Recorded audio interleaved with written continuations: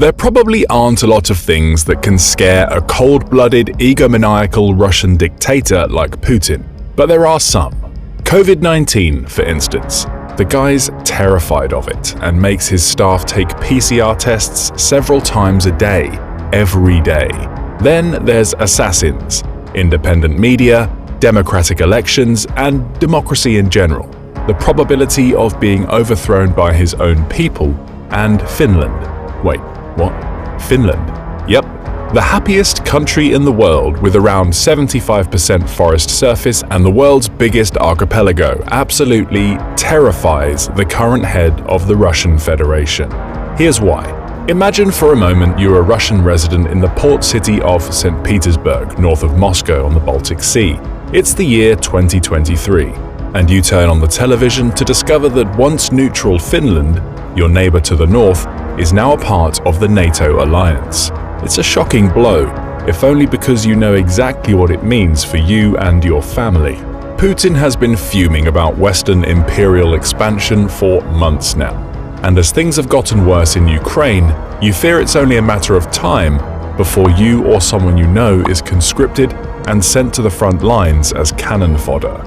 The way the propagandists have been talking about Finland's defection to the West and Russia's Baltic access being restricted by NATO nations, you worry that Ukraine is just the start of a decade of war that will inevitably end on your doorstep. Finland is, after all, less than 125 miles from St. Petersburg, well within range of Western long-range guided missiles now being deployed over the border. You get goosebumps as a chill runs down your spine. The future, as long as Putin is in power, looks very dark indeed. It is a fitting twist of fate that the man who set out to reduce Ukraine to a puppet state and create a greater buffer between Russia and NATO has now induced long-neutral Scandinavian countries to apply, and in Finland's case, join the NATO alliance, and adding insult to injury, double its physical border with Europe.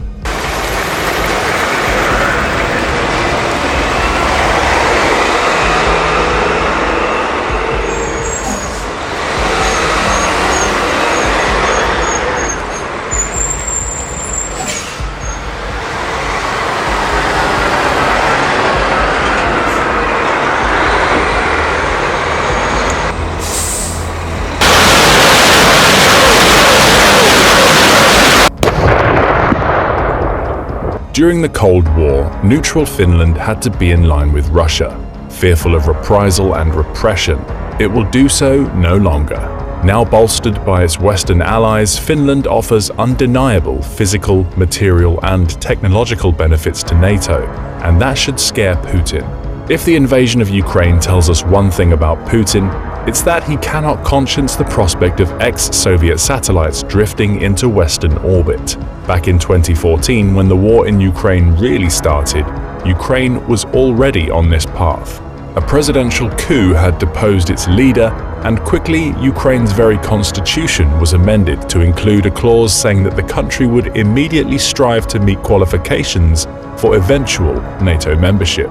There's a reason for Putin's paranoia. Russia hasn't exactly been on the happy side of history for much of its past. European invaders have picked Russia apart, or tried to at least, at various times, from Napoleon's aborted invasion in 1812 to grueling battles with Germany in both world wars.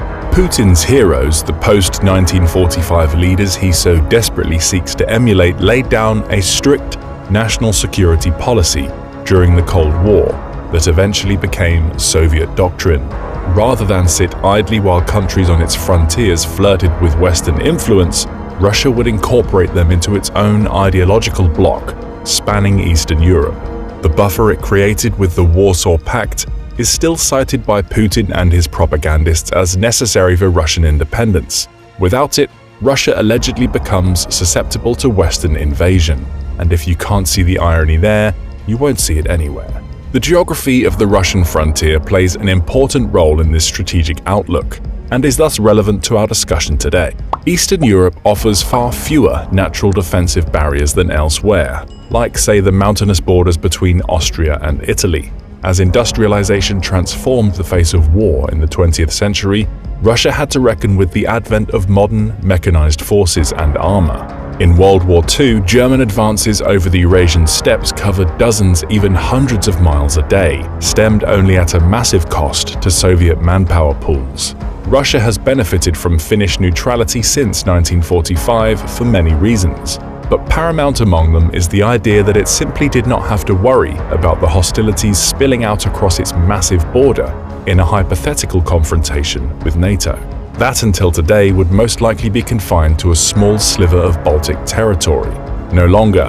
When Finland officially joined NATO in 2023, Russia's border with the alliance effectively doubled. It now has 830 miles of difficult-to-patrol tundra, swamps, forests, and flatlands to worry about. Putin's defensive calculus was altered overnight. He may pretend Finland's accession doesn't bother him, but it does. As Putin told the Finnish Prime Minister in 2022, "When we look across the border now, we see a Finn on the other side. If Finland joins NATO, we will see an enemy."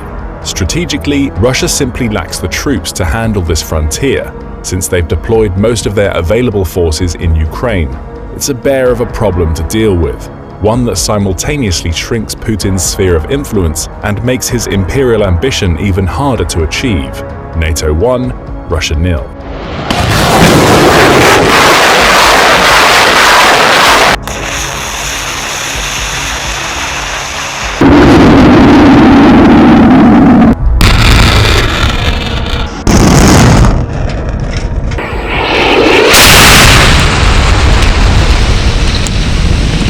The Kremlin's time-tested tactic to place the onus of aggression on its enemies is one it will continue using, portraying NATO enlargement as the cause of its actions, not the consequence. These rhetorical gymnastics are predictable enough. Now that Finland has joined NATO, democratically, we should note, something the Kremlin will not, Putin can use it as the cornerstone of his hateful crusade in Ukraine, a symptom of broader Western challenges to Russian interests everywhere. Putin has sworn that there will be consequences from Finnish and Swedish membership. That threat just doesn't cause the same alarm bells to ring today as it might have when it was issued, but NATO will still take it seriously. Just because Russia may lack the military means to make Finland pay, doesn't mean it will stop talking about it anytime soon. The same goes for Finland. These two countries have a past, and let's just say they could never really play nice. You see, there is real enmity between both countries, one that is historically rooted in shared 20th century experiences. Russo-Finnish animosity originated in Finland's membership as part of the Russian Empire until its independence in 1917, when the Tsarist government collapsed. Throughout the 1920s, Finland tried to retain its neutrality, backing out of a last-minute defense alliance with Poland, Latvia, and Lithuania at the last minute. In 1932, the Soviets tried to quell Finnish fears by signing their own non-aggression pact. Little did Finland know the Soviets would dole out non-aggression pacts like hotcakes in the coming conflict, treating bilateral promises as loose suggestions rather than binding rules. During World War II, tensions between the Soviet Union and Finland exploded once more when the Soviets signaled their expansionist aims by signing yet another non-aggression pact, this time with Nazi Germany in August 1939. This was the one that stunned the world, starting a global war that would consume the globe. As a result, the sovereign state of Poland ceased to exist, and Soviet leaders set their sights on the next target, the Karelian Isthmus and the border of Finland, just west of Leningrad, modern-day St. Petersburg. It didn't take much by way of negotiation for the Soviets to launch an armored blitz over the Finnish border on November 30th, 1939, kickstarting the Russo-Finnish War, or Winter War. The Finnish response to an invasion of 1 million men is the stuff of legend, one whose indomitable courage and resilience have been likened to Ukrainian resolve in its existential crisis against Russia today. As winter set on the Finnish frontier, plucky Finnish ski troops offered stout resistance, inflicting massive casualties on the bogged-down Red Army. Ultimately, though the Finns, lacking any Western assistance whatsoever from Britain and France, proved unable to stop the Soviets from reaching Vyborg in 1940. The invasion taught Soviet leaders it could neither conquer nor govern a territory that size with the forces at hand. The Winter War resulted in Finnish territorial losses, but the Finns avoided a worse fate. It would take a Machiavellian alliance with Germany to push the Soviets out in 1941, and an armistice in 1944 to forever seal Finland's rancor towards its aggressive neighbor. Finland's strict policy of neutrality it had held since 1945 changed overnight with Russia's invasion of Ukraine. Today, Finland has simply had enough. Its armed forces stand ready to take up arms with their NATO counterparts to deter any future Russian threat, recognizing, as we all should, that over the long term, Russia will reconstitute its forces to adapt its force posture to NATO's new Scandinavian presence from the Baltic to the Arctic. Some are calling Finland's NATO membership the biggest development in European security since the remilitarization of Germany in 1955, when Germany came into NATO as a remilitarized state after the Second World War. This begs the question of why. What does Finland offer NATO in terms of immediate military capacity that other states might not? The first is proximity. NATO is now within touching distance of the strategically important Kola Peninsula in Russia's far north, and its second largest city, St. Petersburg, on the Baltic Sea coast. The Kola Peninsula, in case you don't know, has been described by the Center for Strategic and International Studies as the crux of Russia's military establishment in the Western Arctic, whose air and maritime capabilities are essential to Russia's homeland defense, Arctic dominance, and global power. Its Severomorsk-1 airbase, Gadzhievo submarine base, and Okolnaya submarine support base on the peninsula provide Russia with operational readiness in the Arctic, where it can deploy SLBM, ICBM, and electronic warfare assets to defend its positions at a moment's notice.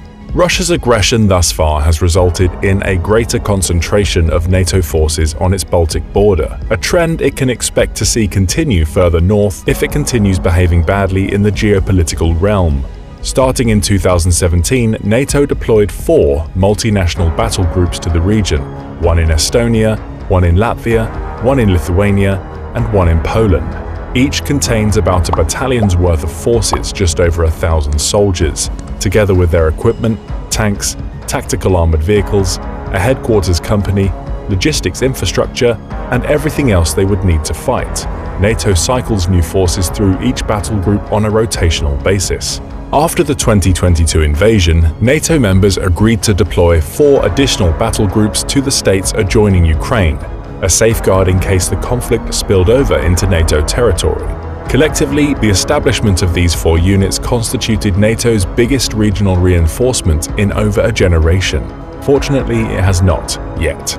But as of today, NATO has deployed multinational battle groups to Slovakia, Hungary, Romania, and Bulgaria, extending its defensive front with Russia from the Black Sea to the Baltic. Finland's membership takes NATO's forward presence all the way north to the Arctic Sea. NATO's multinational battle groups are combined arms formations, meaning they employ infantry, armor, artillery, and air power in tandem to achieve their objectives. These unique units are extremely mobile, adaptable, and flexible, trained for an array of threats and combat scenarios. The headquarters for each battle group is integrated, meaning each nation is represented at the command post. Together, they bring unique capabilities to the table in order to bolster collective defense. According to one NATO official, these flexible units are mutually supporting and, most importantly, send a message that we're here, we're ready, and we can respond to any aggression. It's now time to get down to brass tacks. What does Finland offer NATO? Finland has a relatively small peacetime military, ranked 51 out of 145 countries by the annual Global Firepower Review. It spends about $6 billion annually on its standing armed forces. The Finnish army, the country's largest branch and one devoted to the defense of the nation, has a cohort of around 23,000 active duty soldiers on its rolls, including active duty professionals and conscripts. This may not seem like much, but it has a reserve potential of 900,000 from which it can draw 280,000 well-equipped soldiers in times of crisis, 3 times more than the British Army can field. These are subject to mandatory military service and regular training exercises, meaning its reserves are also prepared well. In terms of armored vehicles, Finland's primary tank platform is the highly effective German-produced Leopard 2A4 and 2A6 tanks, of which Finland boasts somewhere in the region of 200, 100 acquired from the Netherlands. 179 of these are said to be field-ready. It recently donated 3 Leopards to Ukraine. Apart from its tank force, Finland fields an assortment of infantry fighting vehicles and armored personnel carriers, with over 200 of the former and 1,000 of the latter. One of Finland's greatest strengths is its army artillery, considered by some to be the largest and best equipped Europe has to offer.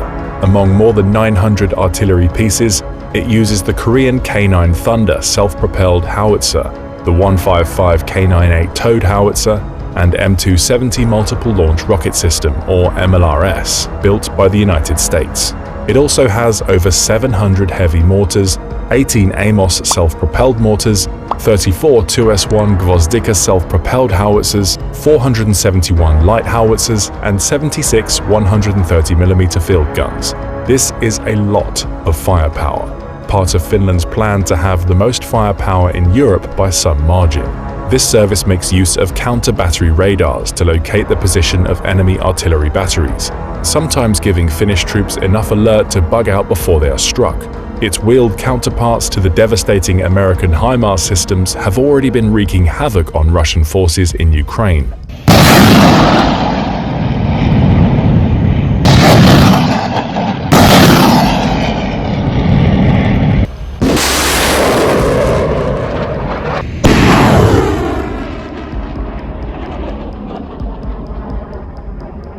It has been said that the Finnish artillery has more artillery firepower than the combined militaries of Poland, Germany, Norway, and Sweden can muster. The country offers one of the premier artillery firing training areas in the world, Rovajärvi in northern Finland. One comment on an article covering Finland's artillery capabilities stuck out. As someone who did his military service in a forward observer team, the commenter notes, "I am very jealous of Finnish artillery. Even if a lot of systems are old, quantity has a quality all of its own, and that goes double for artillery." The Wilson Center has noted that one of Finland's assets is its well-equipped civilian defense infrastructure, which can be rapidly mobilized to assist in times of crisis or war. This is called the Civilian Total Defense, an organization that would rush to ensure the nation has enough food, fuel reserves, bomb shelters, and protection for 6 months in the event of an attack. This, as you might expect, was created as a direct consequence of repelling the Soviet Union's full-scale invasion in the 1940s, and the country's strategic stockpiles showed their utility when Finland tapped into them during the COVID-19 pandemic. Finland is a technologically advanced nation with a host of industrial-grade IT capabilities, including 5G communications and cybersecurity. This means that Finland's membership automatically conferred NATO with Nokia's entire regional network of 5G infrastructure, a major boom in an era of increasing cyber competition. Finland, relative to many other countries, is resilient to digital attacks, currently ranked 11th in the Cybersecurity Index. It is a telecommunications and intelligence powerhouse, which NATO will reap the rewards from for years to come. Finland's accession to NATO has essentially turned the once contested Baltic Sea into a NATO lake. All of its coastal states are now a part of NATO. If Sweden can follow in Finland's footsteps, which many are optimistic it can, for the first time since the abolition of the Kalmar Union in 1523, the Wilson Center study observes, all the Nordics will be members of the same military alliance. From a military strategy perspective, the additional geographical depth that Finland and Sweden create for regional defense is extremely valuable for all the Nordic countries, as well as for the Baltics.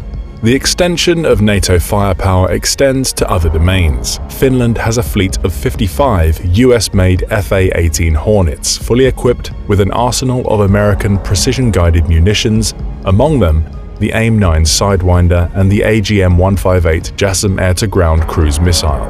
In 2022, Finland announced it will station 64 newly acquired F-35 stealth fighters in Lapland starting in 2026. These will be entirely operational by 2030. Their presence makes them interoperable with NATO's existing Baltic Sea air defense missions, and we predict NATO will further extend these missions into Finland on the basis of its existing Baltic air policing operation. In terms of naval power, Finland has the 12th largest navy in the world, with a fleet including 8 missile boats and 10 minesweepers that will come in handy as part of NATO task forces operating within the Baltic. Fortunately for NATO, Finland already spends more than 2% of its GDP on defense, a number that will only rise now that it has become a bulwark of Western security. Finland is not one to shirk its defense responsibilities.